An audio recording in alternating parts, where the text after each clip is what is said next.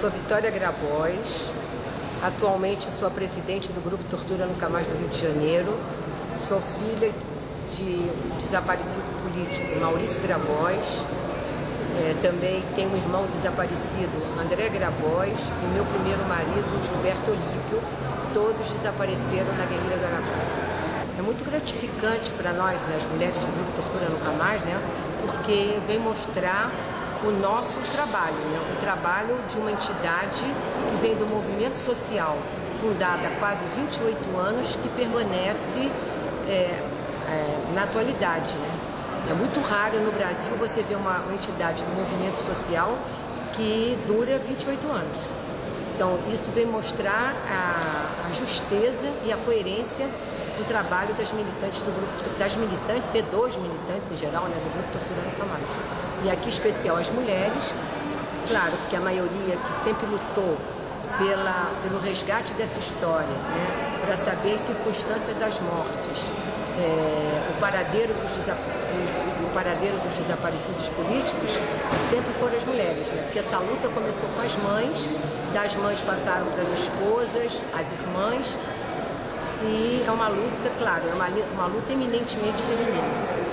O Grupo Tortura Nunca Mais, assim que a Comissão da Verdade foi instituída, fez várias críticas, né? A primeira é que não houve uma consulta à sociedade civil para que a gente discutisse quem seriam os nomes, os comissionados que iam participar dessa comissão.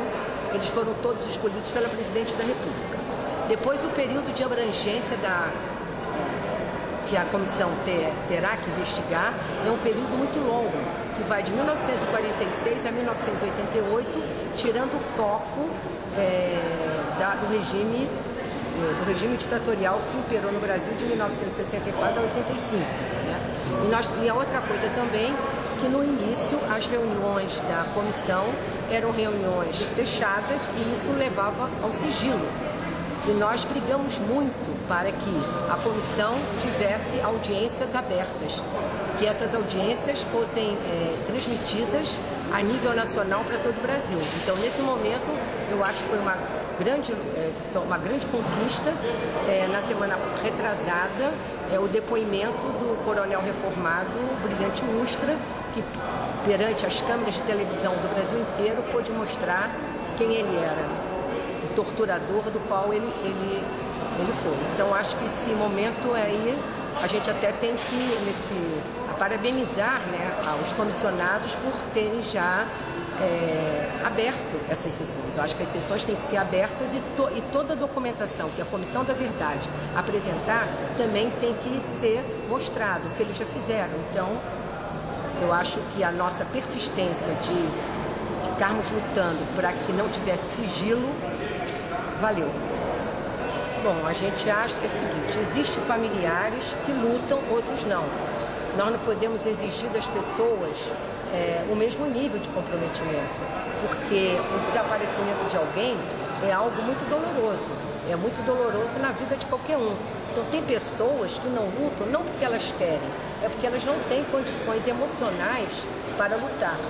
Agora, o que eu digo para aquelas que estão na linha de frente, que a gente deve continuar a luta, que a questão principal da nossa luta nesse momento, para que a Comissão da Verdade, as outras comissões estaduais que eles estabeleceram, o governo brasileiro, o Estado brasileiro, precisa abrir os arquivos da ditadura militar. Se esses arquivos não forem abertos, se a gente não conhecer a verdade, muito pouco vai ser esclarecido. Eu sou Conceição Cassano, sou diretora da Confederação das Mulheres do Brasil e presidente da Federação das Mulheres Fluminenses. Eu acho muito oportuno e quero parabenizar a Secretaria de Mulheres, do PSB, do Grupo Tortura Nunca Mais, todos os organizadores do evento, por essa iniciativa. Mais do que justa a criação do prêmio Zuzu Ângel e as homenagens que vêm sendo feitas à sua filha, Idelgarde, porque realmente elas são exemplo de luta da nossa história, digamos assim, recente, né? O combate liberdade e da luta em defesa da democracia em nosso país. A busca pela verdade incessante daquela mãe, Zuzu Anjo, é um exemplo, uma referência para todas nós que lutamos em defesa dos nossos filhos, em defesa de um Brasil mais justo, em defesa de uma sociedade mais igualitária. E a democracia, e lutamos contra as injustiças sociais e políticas em nosso país. Mais do que justo resgatar nesse prêmio também a grande contribuição da nossa juventude nessa luta pela democracia, na saudosa homenagem a Stuart Anjo, que foi um grande militante do MR8, que, como tantos jovens, entregou sua vida para que hoje nós possamos exercer a democracia em nosso país, que seja pela conquista da justiça social e da igualdade. Nós estamos aqui no Rio de Janeiro para receber uma medalha, a medalha Violeta Arraes de Direitos Humanos, que tem um simbolismo e um sentido de oportunidade muito grande. Por isso a gente cumprimenta a Secretaria Estadual de Mulheres do Rio de Janeiro, do PSB, por essa iniciativa, num momento em que a sociedade brasileira e o Estado brasileiro estão em busca da verdade histórica, de recuperar a memória, na perspectiva de se fazer justiça às vítimas de um regime truculento, perverso, que vitimou milhares de brasileiros e brasileiras que lutavam pela democracia. E nesse momento, o simbolismo de uma mulher como Violeta, que foi vítima também da ditadura, foi presa, ficou anos no exílio lá na França, e ela nunca desistiu de lutar por esse sonho de liberdade, de democracia, a defesa dos direitos humanos. Portanto, ela é uma referência, é um exemplo, marcou sua geração, marcou seu tempo. Então, rememorar, trazer à memória, né, essas pessoas e esses exemplos é também uma forma de resgatar e de projetar essas personalidades, essas figuras emblemáticas, como foi Violeta Arraes, no sentido de trazermos para os dias de hoje um passado, né, que nos traz grande sofrimento, memórias muito tristes, mas é uma referência para que a gente, né, cumpra essa tarefa de passar limpo a história do Brasil e, a partir daí, ver concluído o processo de redemocratização, sem o que nós não teremos esse objetivo assegurado. Por outro lado, ainda muitas mulheres, certamente, que não tiveram respondido ou reparado aquilo que perderam, o sofrimento que tiveram, as perdas provavelmente de vidas, de membros da família ou sobreviventes da própria ditadura, e que ainda não se propuseram a exigir do Estado e do governo brasileiro essa reparação. Então é preciso que nos juntemos todas, aquelas que já partiram como a Violeta e aquelas outras mulheres que ainda estão aí lutando e sofrendo e precisando ter uma reparação, né, política, uma reparação material, uma reparação humana de tudo aquilo que foi pago, muito bem pago, e muito alto preço, para que hoje a gente possa se reunir, se encontrar, discutir a política, exigir justiça, resgatar a memória e a verdade histórica, sem os riscos e as ameaças, né, que se expressaram naquele tempo, né, e que realmente tiraram as liberdades democráticas, a liberdade de expressão, o direito de todas e todos ao pleno exercício de sua cidadania, sobretudo a sua cidadania política. Quando prefeita de São Paulo, há 23 anos atrás, tivemos a responsabilidade de revelar 140 ossadas que estavam em sacos plásticos numa vala clandestina de um cemitério municipal de São Paulo.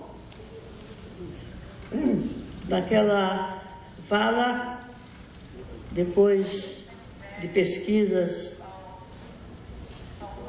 científicas pela Unicamp, nós tivemos a oportunidade de devolver 8 corpos de jovens que haviam dado sua vida pelas liberdades e pela democracia. Eu sempre digo que se não tivesse valido para nós nada ter sido prefeita de São Paulo, valeu pela oportunidade de fazer aquela descoberta e, a partir dali, com a ajuda dos familiares e das entidades de direitos humanos, desencadear um movimento no país que hoje cresce, e que esse ato aqui é uma prova de que os tempos estão completos, de que chegou a hora da verdade, e não deixemos essa hora escapar. Dentre os corpos identificados naquela vala, encontrava-se Sônia Ângel, companheira do filho de Zuzu Ângel. E a partir daquele momento eu assumi o compromisso diante de Deus e da história de, enquanto vida eu tivesse, enquanto poder que o povo tenha me delegado, eu estaria colocando tudo isso a serviço dessa busca, a serviço dessa causa e a serviço da justiça. E de lá para cá houve momentos de insegurança, de solidão, de dúvidas, porque essa luta, não tanto agora, mas no passado, era uma luta muito solitária.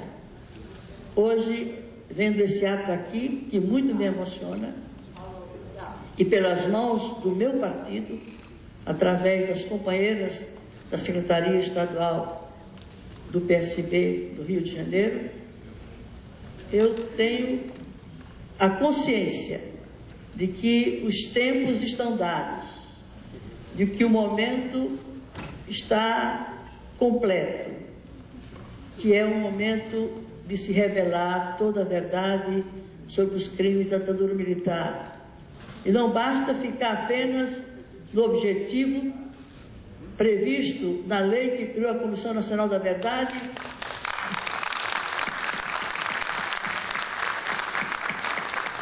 que é resgatar a memória e revelar a verdade histórica, para, nos termos da lei, se fazer a reconciliação nacional.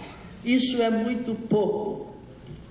Nós não vamos nos conformar, nem nos limitar, nem nos satisfazer com simplesmente chegar a esses resultados, preparar através da Comissão Nacional da Verdade, por mais completo que seja o relatório que venham a produzir, é absolutamente insuficiente para que se passe a limpo a história daquele período tenebroso da vida do nosso país. E mais que isso, fazer justiça às vítimas da ditadura militar. Nós sabemos que supõe uma luta muito difícil, que é se fazer, não é a revisão da lei da anistia, é fazer uma reinterpretação do artigo 1º, parágrafo 1º daquela lei aprovada em 1979. Porque nesse artigo a lei estende o benefício da anistia a algozes e a vítimas. Isso é inaceitável.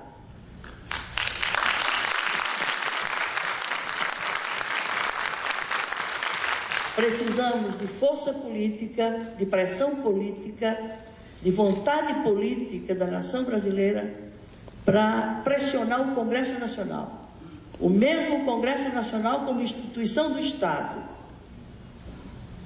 que aprovou aquela lei, e segundo o relator da matéria do Supremo Tribunal Federal, teria sido uma lei negociada, acordada entre o governo e a sociedade civil. Não é verdade.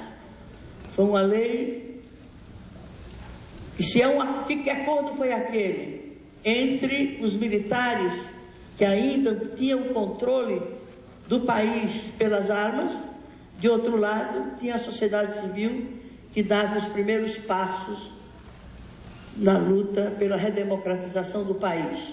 Era uma relação desigual, forças desiguais, que simplesmente conseguiram, por 5 votos, aprovar uma lei que permitiu que os que estavam no exílio retornassem ao Brasil e se juntassem a nós que aqui ficamos, para completar a tarefa da redemocratização do país, que está inacabada e só vai se completar depois da mudança da lei da anistia, o cumprimento da sentença da Corte que condenou o Brasil a revelar a verdade sobre os crimes da ditadura e, mais que isso, rever a lei da anistia brasileira. Temos que pressionar o Congresso para que o mesmo Congresso, enquanto instituição, aprovou uma lei manca, corrija esse defeito da lei, reveja a interpretação daquele artigo e coloquemos nas mãos do Estado brasileiro e da sociedade civil brasileira um mecanismo legal, um estatuto legal, capaz de assegurar que os comprovadamente responsáveis, seja direta ou indiretamente, pelos crimes de lesa humanidade que foram cometidos durante aquele período, sejam devidamente punidos, para que não permaneçam impunes. A importância desse evento é o reconhecimento do valor dessas mulheres que há 30 anos lutam pela memória dos seus desaparecidos, que são as mulheres do Tortura Nunca Mais. Elas são mulheres anônimas, porque elas estão sob uma sigla, né, que é o TNM, o Tortura Nunca Mais. Elas não aparecem, elas não têm nome. Eu acho que é importante que elas tenham rosto, tenham nome.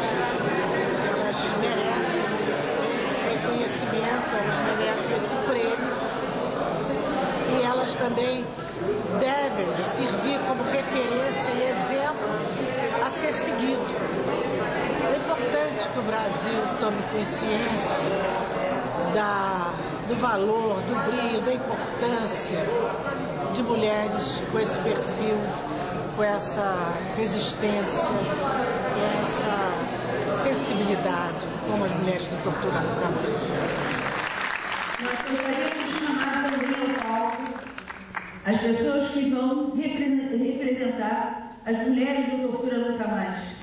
As representantes de Flora Abreu e Líquida Costa, Ieda Doteles Salles, Cecília Bolsa Comida, Maria Dolores Pérez Gonzalez, Lívia Ferreira Lobo,